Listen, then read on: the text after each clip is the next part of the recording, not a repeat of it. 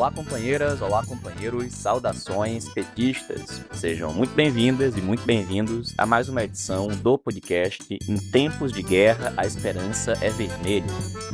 Hoje é sexta-feira, dia 31 de julho. Eu sou o Patrick e toco a conversa junto com vocês. No episódio de hoje, apresentamos a resolução política aprovada pela Direção Nacional da Tendência Petista, Articulação de Esquerda, no último dia 26 de julho. Escutamos o companheiro Walter Pomar, que comenta a conjuntura internacional e nacional neste final de julho. E ouvimos ainda o informe do companheiro Júlio Quadros acerca da convenção realizada no Rio Grande do Sul, que aprovou a candidatura de Juliana Brizola, do PDT, ao governo do estado, e também Manuela Dávila e Paulo Pimenta para o Senado.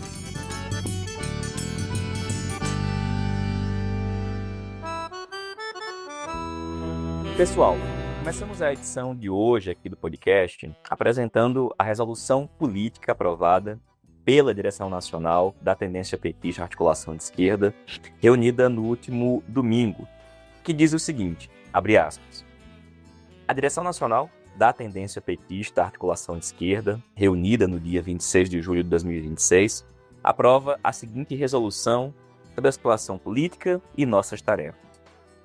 Até o momento, 10 candidaturas disputam a presidência do Brasil. Lula, o filho do cavernícola, Caiado, Zema, Renan, Hertz Dias, Samara Martins, Edmilson Costa, Rui Costa Pimenta e Augusto Cury. A candidatura do filho do cavernícola é porta-voz dos que defendem que o Brasil seja quintal dos Estados Unidos, siga exportador de produtos primários e um dos campeões mundiais de desigualdade social. A candidatura de Lula é a alternativa dos que defendem a soberania nacional, a transformação do Brasil numa das grandes potências industriais do mundo e a construção de uma sociedade de bem-estar. A preços de hoje, Lula vencerá as eleições no segundo turno, por uma diferença de votos similar à de 2022.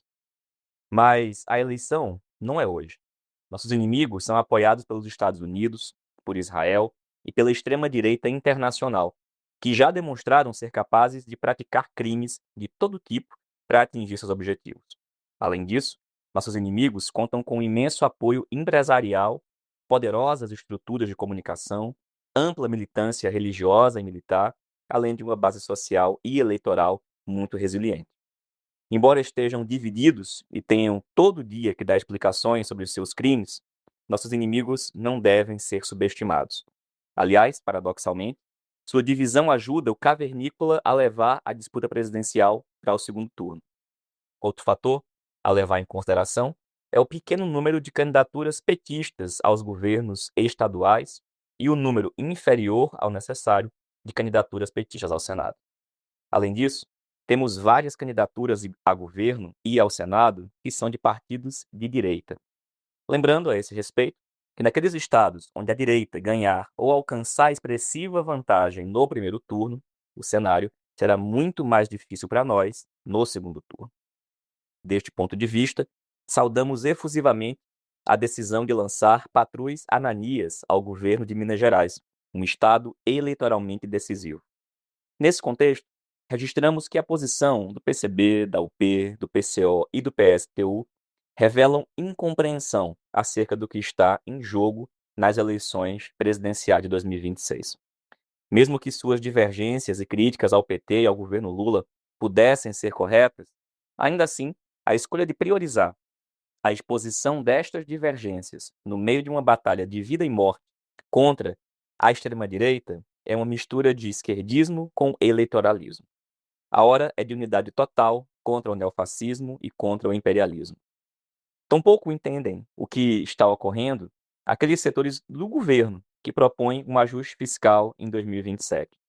Reincidem no mesmo erro cometido em 2003, 2004, em 2015 e em 2023, 2025. A opção por conciliar com o sistema financeiro não apenas obstaculiza o desenvolvimento e a ampliação dos direitos, também causa prejuízos políticos e eleitorais, como vimos na crise de 2005, como vimos no impeachment e, como estamos vendo agora, em que os limites impostos pelo novo marco fiscal cobram sua conta. Não precisamos de um ajuste fiscal em 2027. O que precisamos é libertar o país da ditadura do capital financeiro, o que exigirá superar os limites do novo marco fiscal, mudar as metas de inflação e substituir a cúpula do Banco Central, que, como alertamos desde o início, é cúmplice do capital financeiro, como estava óbvio desde o início, exceto para quem tem saudade do PSDB. Foi exatamente um tucano que, em 1994, disse estar enterrando a era Vargas, 40 anos depois do suicídio, que desbaratou uma conspiração da direita e adiou por uma década o golpe militar. Hoje, em 2026, são os tucanos de alma que discutem dia e noite sobre o pós-Lula. Os mesmos que diziam que Lula nunca seria presidente do Brasil, que nunca se reelegeria, que nunca elegeria a sucessora, que Dilma nunca seria reeleita, que o PT estava liquidado, que Lula morreria na cadeia, que Lula não voltaria à presidência, agora dizem que a vitória de Lula em 2026 seria o fim da era Lula. Nós, que somos petistas, mas não somos lulistas, pensamos diferente. Primeiro, achamos bizarro que petistas no meio da campanha, em que lutamos para reeleger Lula, aceitem discutir o pós. Segundo, e principalmente, não reduzimos Lula à sua pessoa física. Lula é um símbolo de um feito coletivo. Pela primeira vez na história do Brasil, uma candidatura da classe trabalhadora chegou à presidência da República. Em 2026, esse feito se repetirá pela sexta vez em 10 eleições seguidas.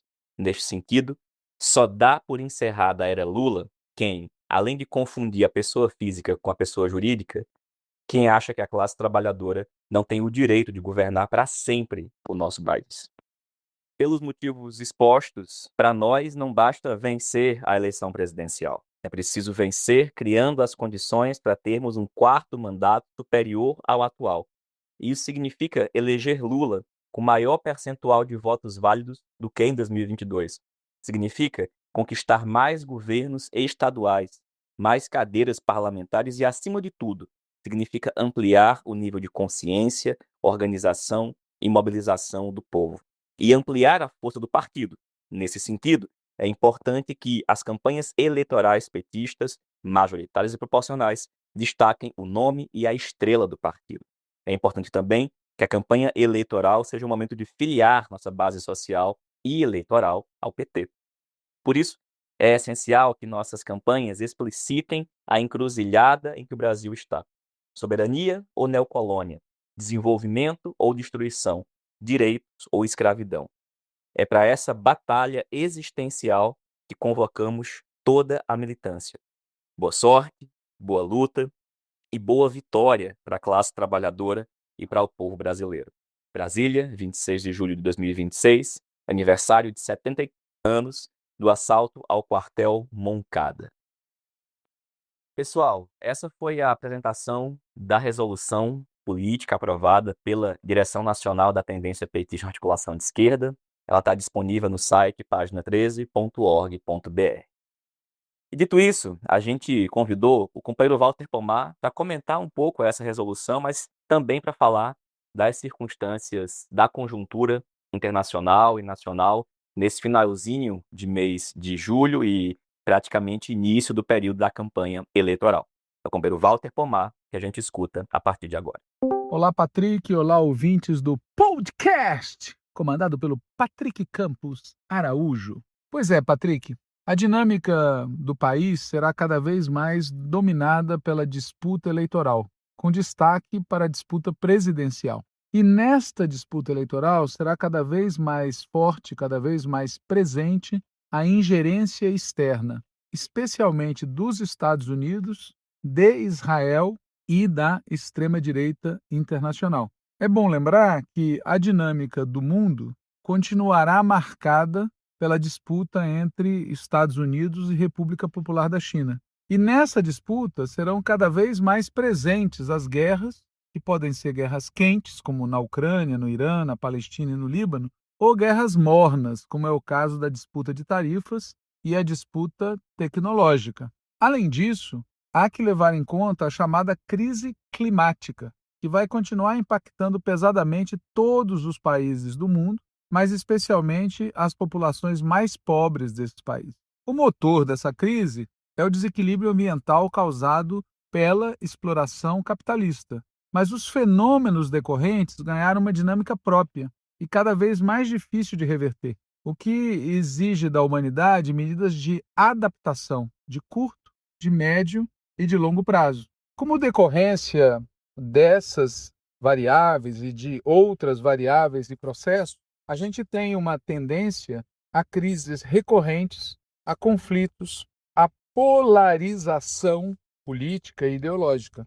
Em outras palavras, o mais provável, infelizmente, é que as coisas no mundo piorem um pouco antes de melhorar. Assim como é provável que, quando as coisas melhorarem, haja uma mudança qualitativa em relação à situação atual. Em outras palavras, o mundo vai mudar. As coisas não serão como hoje, mas essa mudança pode ser, do ponto de vista da classe trabalhadora, para pior ou pode ser para melhor, a depender de quem vença a luta de classes e a luta entre estados atualmente em curso no mundo. Ou seja, repetindo o que eu falei no início, a dinâmica do país vai ser cada vez mais dominada pela disputa eleitoral, mas com uma novidade importante, que é a ingerência externa que se dá nesse ambiente de conflito China-Estados Unidos, esse ambiente de crise climática, esse ambiente de crises, de polarização, de conflitos cada vez mais fortes. Neste contexto, do ponto de vista do Brasil, há duas grandes possibilidades: ou o aprofundamento do modelo primário exportador e rentista, ou um ciclo de desenvolvimento democrático popular. No primeiro caso, ou seja, no caso de aprofundamento do modelo atual, nós teremos mais dependência externa, mais submissão aos Estados Unidos ou a quem quer que hegemonize o mundo. No segundo caso, ou seja, no caso de um ciclo de desenvolvimento democrático popular, nós converteremos o Brasil numa das potências industriais, científico-tecnológicas do mundo. Essa bifurcação, ou primário exportador rentismo, ou potência industrial, científico-tecnológica, nessa bifurcação, que diz respeito simultaneamente a como se organiza a sociedade brasileira e qual é o nosso lugar no mundo, essa bifurcação está ligada, evidentemente, ao resultado da eleição presidencial de 2026. A depender de quem ganha as eleições, um rumo vai prevalecer. A depender de como ganhe, estará em boa medida precificado o ritmo e as modalidades do processo. Do ponto de vista das forças políticas e sociais que defendem um modelo primário exportador, rentista e dependente, a eleição de 2026 lembra um pouco a eleição de 1989. Naquela época, a vitória do Fernando Collor de Mello foi determinante para a implementação do neoliberalismo no Brasil. Já do ponto de vista das forças políticas e sociais que defendem uma mudança na sociedade brasileira e defendem também uma mudança no lugar do Brasil no mundo, a eleição de 2026 mantém aberta a possibilidade, mas não determina o resultado.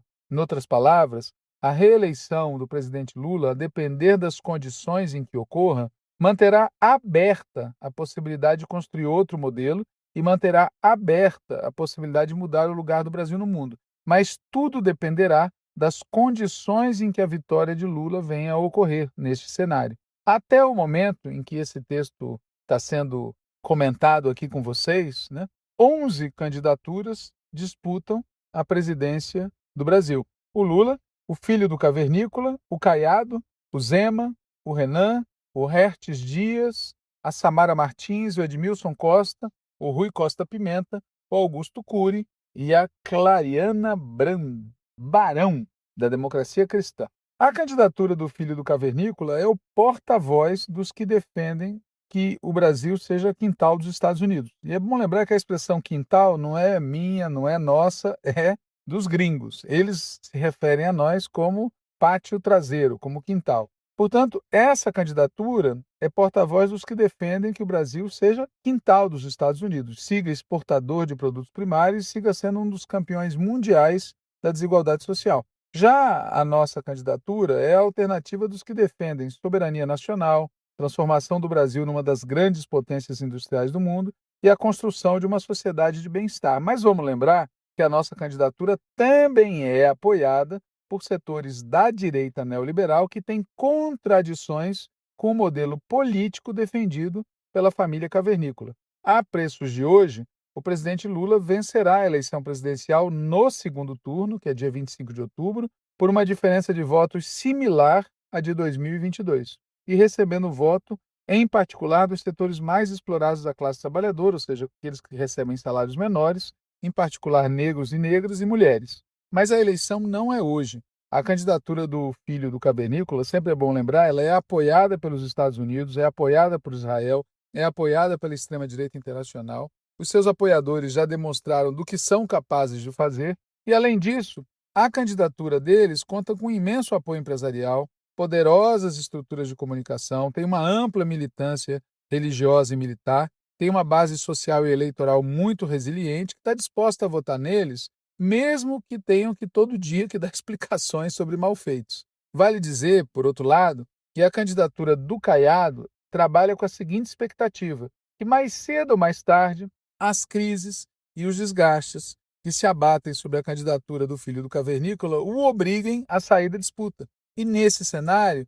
o Caiado imagina poder vir a receber o apoio de toda a extrema-direita e também de setores da direita que hoje não apoiam ninguém ou que apoiam, inclusive, o presidente Lula. Então, o sonho do Caiado é ele ser uma espécie de terceira via que vire beneficiário do apoio de todo mundo que é de direita nos seus variados segmentos. Mesmo que isso não aconteça, a existência de várias candidaturas da direita no primeiro turno ajuda a levar a disputa presidencial para o segundo turno, onde a tendência é que essas diferentes direitas se unifiquem. Por este motivo é que nós dizemos que a eleição presidencial será decidida no segundo turno e por pequena diferença. Outro fator a considerar é que, na maioria dos estados, a disputa pelo Senado e pelos governos está sendo liderada hoje por candidaturas de direita. O mesmo vale para a disputa pela Câmara e para a disputa pelas assembleias legislativas. Se esse cenário se mantiver, o segundo turno tende a acontecer num ambiente em que a disputa presidencial será entre Lula versus o filho do cavernícola, mas, na maioria dos estados, a tendência é que o cenário eleitoral de segundo turno não seja de esquerda contra a direita. E naqueles estados onde a direita ganhar a disputa pelo governo e ou Senado, ou onde a direita alcançar expressiva vantagem no primeiro turno das disputas estaduais, levando, às vezes, duas candidaturas de direita para o segundo turno, o cenário será muito mais difícil para a esquerda no segundo turno presidencial. Nesse contexto, a existência de 4 candidaturas presidenciais no primeiro turno, lançadas por partidos autoproclamados de esquerda, revela, na nossa opinião, uma incompreensão acerca do que está em jogo nas eleições presidenciais de 2026. A hora é de unidade total contra o neofascismo e o imperialismo. E a alternativa de lançar candidaturas no primeiro turno é uma mistura de esquerdismo com eleitoralismo. Agora, vamos reconhecer que muito mais daninho é a posição daqueles que estão debatendo hoje a necessidade de um ajuste fiscal em 2027. Ou seja, tem gente debatendo corte nas políticas sociais, mudança nos pisos constitucionais, redução no reajuste do mínimo e das aposentadorias, contenção nos investimentos produtivos, alteração para pior na estrutura do Estado e assim por diante. Aliás, a extrema-direita diz abertamente que pretende fazer um ajuste fiscal caso vença as eleições. E a posição nossa, a posição da esquerda, deve ser diametralmente oposta a isso. Na nossa opinião, seguir conciliando com o sistema financeiro não apenas obstaculiza o desenvolvimento e obstaculiza a ampliação dos direitos. Nós não precisamos de um ajuste fiscal em 2027. Do que precisamos é libertar o país da ditadura do capital financeiro, que vai exigir superar os limites do novo marco fiscal, mudar as metas de inflação e substituir a cúpula do Banco Central. Mas para fazer isso, não basta que a esquerda vença a eleição presidencial. Será preciso vencer com maior percentual de votos válidos do que aquele que foi obtido por Lula em 2022. Além disso, será preciso conquistar mais governos estaduais, será preciso conquistar mais cadeiras parlamentares e, acima de tudo, será preciso ampliar o nível de consciência, organização e mobilização do povo. No caso, Significa que nós temos que utilizar a campanha eleitoral para explicar para a população que o Brasil está diante de uma encruzilhada. Soberania ou neocolônia? Desenvolvimento ou destruição? Direitos ou escravização? A classe trabalhadora brasileira, desse ponto de vista, está diante de uma batalha que a gente pode denominar de existencial. Se a gente vencer, aumentam as chances de mudarmos nossa sociedade, de mudarmos o lugar do Brasil do mundo. Neste caso, mas também no cenário oposto, é essencial reforçar os instrumentos organizativos da classe trabalhadora, a começar pelos sindicatos. Aliás, um dos grandes desafios da classe trabalhadora do próximo período é aumentar o percentual de sindicalização, de conscientização e de mobilização dos trabalhadores. No limite, é isso que vai decidir o nosso futuro. É isso, Patrick. Um abraço. Valeu, Walter. Obrigado, companheiro.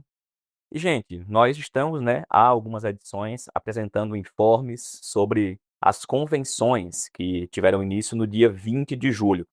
Já falamos aqui de Pernambuco, Minas Gerais, Rio Grande do Norte, São Paulo, e hoje nós temos a grande alegria de escutar o nosso companheiro Júlio Quadros, dirigente do PT no estado do Rio Grande do Sul, que está na coordenação das campanhas, e pedimos que o Júlio fizesse esse informe, detalhando como foi a convenção, como é que está o cenário nesse momento, as perspectivas para a eleição no Rio Grande do Sul. É o companheiro Júlio Quadros que a gente escuta a partir de agora. Bom dia, boa tarde, boa noite, enfim, para todos que estão acompanhando o nosso podcast, Esperança é Vermelha, página 13. Quem acredita numa transformação ainda radical, libertária, humanitária no nosso país. No último sábado houve as convenções dos partidos que compõem a chapa aqui no estado, a Frente Ampla, né, que tem Juliana Brizola do PDT como candidata ao governo do estado do Rio Grande do Sul, Edgar Preto do PT como candidato a vice-governador, Manuela Dávila do PSOL disputando uma das vagas ao Senado, e tem Henrique Fontana e Lucas Caranato, que é o vereador de Caxias, como suplentes. E no outro lado, Paulo Pimenta, que é do PT, candidato à reeleição, na vaga do senador Paulo Paim, e tem Tamires Filgueira e Vieira da Cunha do PDT como suplentes, né?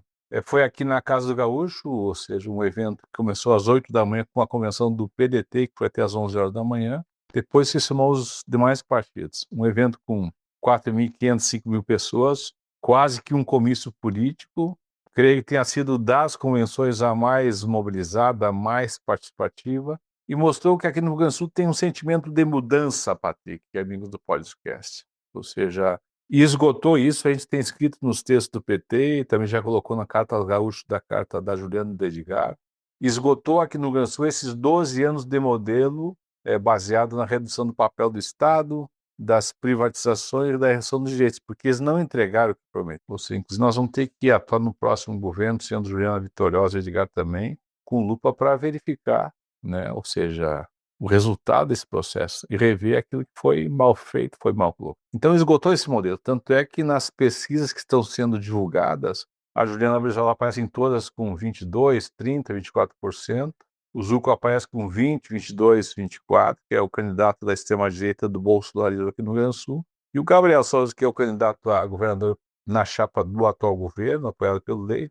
ele aparece entre 6 e 14, ou seja, no melhor momento ele aparece com 14, mas no pior ele aparece com 6%, ou seja, tudo indica que esgotou, né? Esgotou esse modelo das privatizações, do discurso educado de centro-direita, democrata mais ao centro, mas que aplica o mesmo modelo de redução do papel do Estado e de retirada dos direitos dos trabalhadores. Então a disputa vai, se não houver muita novidade, ser polarizada no julgamento do governo que está aí, deve ser um julgamento de reprovação do governo que está aí, apesar do Leite ter bons índices. As pessoas gostam do Leite, mas não gostam do seu governo. E a polarização vai ser fundamentalmente entre Juliana Brizola, do PDT, Edgar Preto do PT de um lado, e Zucco do PL e Silvana Convati do PP de outro, ou seja, esquerda e direita. No momento em onde existem algumas fragilidades desse campo no plano nacional, né? Então, a nossa expectativa é boa, Patrick, de uma disputa dura, né? Estamos procurando acertar ao máximo os temas do programa com o PDT. Não é fácil, não é simples, enfim, nós estamos tentando convencê-los de que é fundamental falar muito da questão nacional, do Lula, até porque se o Brizola tivesse aqui, faria isso, né? De que um governo do Lula com a Juliana aqui, nós vamos poder resolver questões estruturais do nosso estado, com o tema da reconstrução, que vai voltar a chover de novo, vai voltar a trazer danos nas nossas cidades. Também o tema da dívida, que é um tema que tem um gargalo muito pesado aqui para cima do Rio Grande do Sul. E também acompanhar questões como o fim da escala 6x1, o salário mínimo regional, enfim. Então é fundamental esta sintonia na campanha, também depois nos governos, né? Enfim, então temos várias questões muito em comum, mas alguns ajustes que precisam ser feitos, né? Então, e o Edgar vai ter um papel importante, né, como candidato a vice-governador, vai ter que andar pelo estado, porque a Juliana vai ter que cair em muitos debates agora no segundo turno, né? Muitos eventos, muita gravação. O Edgar vai ter um papel fundamental. E no Senado, uma disputa muito intrincada, né? Tem 5 candidatos muito próximos do outro, né? A Manuela Dávila aparece geralmente na frente das pesquisas, enfim. Mas logo em seguida colado o Rigoto ressurgiu das cinzas, o representante do centro, lá de Caxias do Sul. O Pimenta logo atrás, e os 2 candidatos de extrema-direita também logo atrás. Então vai ser uma disputa muito dura. E por isso que é fundamental as pessoas terem a seguinte visão, Patrick. Ou seja, nós temos que votar na Manuela, no Pimenta e no Pena Amarelo. Não podemos votar no Pimenta e no Rigoto, nem na Manuela e no Rigoto. Não, tem que votar nos nossos, senão a gente pode eleger um deles e prejudicar a nossa chapa, a nossa campanha. Então as pessoas estão muito animadas, enfim, o PT será fundamental na ida da Juliana ao segundo turno, foi fundamental agora na elaboração dos elementos do programa de governo, na mobilização dos atos no interior do estado, sempre é muita gente do PT presente, foi assim também nas convenções agora, no último sábado. Temos a meta de manter as nossas bancadas estaduais e federais, enfim, né? Enfim, tem uma disputa muito dura, que deve reproduzir o pleito nacional. No caso do Rio Grande do Sul, o centro ainda sobreviveu com Sartori, Leite 1, Leite 2, mas agora a tendência é o centro ter dificuldade, né? E vai ser disputado no segundo turno. Boa convenção, muita mobilização, sentimento de mudança, maré de mudança no Rio Grande do Sul. Agora precisamos ter um discurso, um programa, uma linha de campanha, TV e mobilização que se conecte com esse sentimento das ruas. Se a gente propor algo diferente, as pessoas não vêm para o nosso lado, pode ir para o lado da extrema-direita, né? Mas Lula que está colado no Flávio Bolsonaro, está algo em torno de 32-30, 35-31, enfim. Lula está bem posicionado, inclusive pode até vir a ganhar a eleição no nosso estado, que há algum tempo não acontece aqui no Rio Grande do Sul. Então é isso, Patrick. Um grande abraço, um bom podcast para hoje à noite. Valeu! Valeu, Júlio. Obrigado. Um grande abraço em você, companheiro, que volte, né, muito rapidamente a comentar o cenário com cada vez melhores notícias sobre tudo e sobre o Rio Grande do Sul. E, pessoal, essa foi mais uma edição do podcast Em Tempos de Guerra, a Esperança é Vermelha. A gente se reencontra aqui na próxima semana com a realização da Convenção Nacional do PT já tendo ocorrido. Ela ocorre nesse domingo, dia 2, em São Paulo, e também com a definição das convenções nos demais estados. A gente se reencontra muito em breve. Saudações petistas e até mais.